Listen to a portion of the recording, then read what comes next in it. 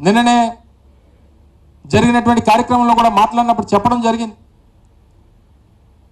చంద్రబాబు నాయుడు అనేటువంటి వ్యక్తి ఒక రాజకీయ జాదు, ఒక పొలిటికల్ జాదు చంద్రబాబు నాయుడు గారు అనేటువంటి విషయాన్ని ఈ సందర్భంగా తెలియజేస్తా ఉన్నాం. మరొకసారి ఉన్నది లేనట్టుగా లేనిది ఉన్నట్టుగా సృష్టించి ప్రజల తాలూకా దృష్టిని మరల్చాలి.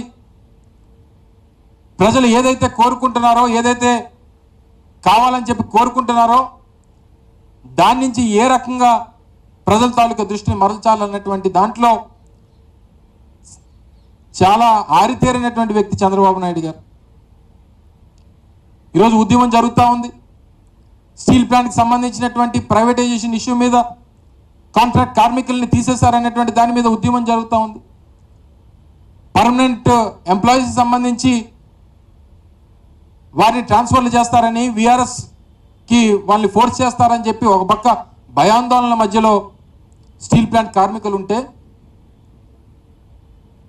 మొన్న స్థానిక శాసనసభ్యులు, స్థానిక పార్లమెంట్ సభ్యులు వచ్చి అంటారు అవసరమైతే మేము రాజీనామా చేస్తామని చెప్పని అంటారు. నిన్న ముఖ్యమంత్రి గారి అబ్బాయి వచ్చారు, వారు మాట్లాడుతూ ప్రైవేటైజ్ కాదు అని చెప్పని ఆయన అంటాడు. వారికి సంబంధించినటువంటి శాసనసభ్యులు, పార్లమెంట్ సభ్యులు మేము అవసరమైతే ఒకవేళ ప్రైవేటైజ్ అయితే మేము రాజీనామాలు చేస్తామని చెప్పండి. మీ రాజీనామాలతో అవసరం లేదు. మీరు ఈరోజు తెలుగుదేశం పార్టీ ఉన్నటువంటి స్థితిలో ఈరోజు విశాఖపట్నం స్టీల్ ప్లాంట్ ప్రైవేటైజ్ కాకుండా కాపాడాలంటే ఉండేది ఒకటే ఒక మార్గం. ఈరోజు కేంద్రంలో ఉన్నటువంటి ఎన్డీఏ ప్రభుత్వం, ప్రధానమంత్రి నరేంద్ర మోడీ గారు, కేంద్ర ప్రభుత్వం ఈరోజు కేవలం రాష్ట్రంలో ఉన్నటువంటి తెలుగుదేశం పార్టీ ఇచ్చినటువంటి మద్దతు మీదే నిలబడి ఉంది. చెప్పండి, కేంద్ర ప్రభుత్వానికి అల్టిమేటం ఇవ్వండి, మీరు స్పష్టమైనటువంటి ప్రకటన చేయండి. స్టీల్ ప్లాంట్ ప్రైవేటైజేషన్ చెయ్యు అని చెప్తే తప్ప మేము ఊరుకోమని చెప్పి ఒక అల్టిమేటం ఇవ్వమనండి. లేదా మీరు ప్రైవేటైజ్ చేస్తే మేము ఇచ్చినటువంటి మద్దతుని ఉపసంహరించుకుంటామని చెప్పమనండి. ఎందుకు కేంద్ర ప్రభుత్వం దిగిరాదో నేను అడుగుతా ఉన్నా. ఈరోజు అక్కడ ఉన్నటువంటి కార్మికుల తరపున, అక్కడ ఉన్నటువంటి యూనియన్ నాయకుల తరపున, రాష్ట్ర ప్రజల తరపున ఇది ఒక సెంటిమెంట్గా ఉన్నటువంటి సందర్భంలో దీనికి ఉన్నటువంటి ఏకైక మార్గం, ఎందుకంటే ఈరోజు అవకాశం ఉంది కేంద్రంలో. తెలుగుదేశం పార్టీ ఇచ్చినటువంటి మద్దతు ద్వారా ఈరోజు కేంద్రంలో ప్రభుత్వం నడుస్తూ ఉంది. వారు మద్దతు ఉపసంహరించుకుంటే కేంద్రంలో ప్రభుత్వం పడిపోతుంది. నాకు తెలిసి ఈ స్టీల్ ప్లాంట్ కోసం మా ప్రభుత్వం పోయినా పర్వాలేదని చెప్పి అనుకునేటువంటి పరిస్థితిలో నాకు తెలిసి కేంద్ర ప్రభుత్వం ఉండదు. వాళ్ళు సెయిల్లో విలీనం చేయమని చెప్పి అడుగుతూ ఉన్నారు. మీరు ఎంప్లాయీస్ అందరినీ ఒకరిని తీసేసి వేలాది మంది కార్మికుల్ని మీరు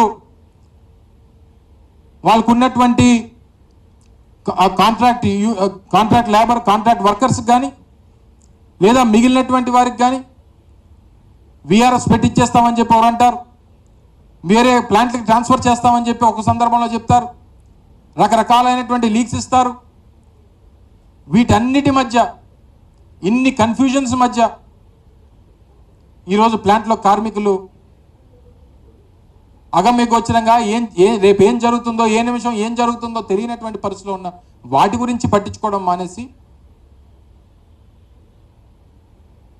తిరుపతి ప్రసాదం గురించి, తిరుపతి లడ్డు గురించి అనేక మంది ప్రజల తాలూకా మనోభావాలతో, మరి ముఖ్యంగా హిందువుల తాలూకా మనోభావాలతో మీరు ఆటలాడుకునేటువంటి పరిస్థితి వచ్చింది.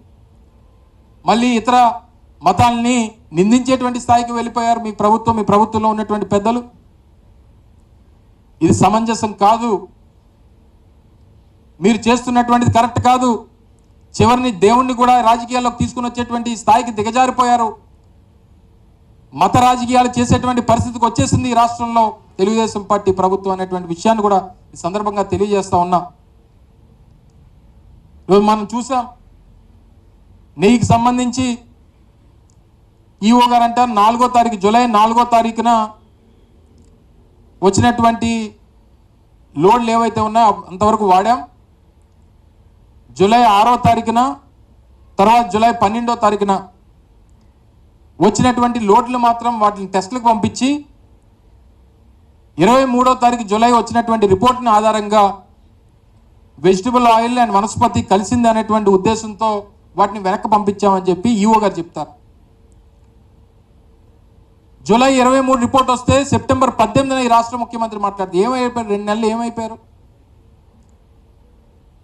సెప్టెంబర్ 18న మీరు మాట్లాడి అందులో యానిమల్ ఫ్యాట్ కలిసిందని రకరకాలైనటువంటి వదంతులు సృష్టించారు. మీ ఈఓ చెప్పింది కరెక్టా, మీరు చెప్పింది కరెక్టా? ఒకవేళ కల్తీ నెయ్యి అని చెప్పి రిజెక్ట్ చేసినటువంటి పరిస్థితులు ఉంటే అసలు కల్తీ నెయ్యి రిజెక్ట్ చేసినప్పుడు లడ్డూలో ఎలా వాడుతారు అనేటువంటి దానికి ఏం సమాధానం చెప్తారు? ఇన్ని అనుమానాలు ఈరోజు మహాప్రసాదమైనటువంటి తిరుపతి లడ్డు చుట్టూ తిరుగుతూ ఉందనంటే ఎంత పాపానికి మీరు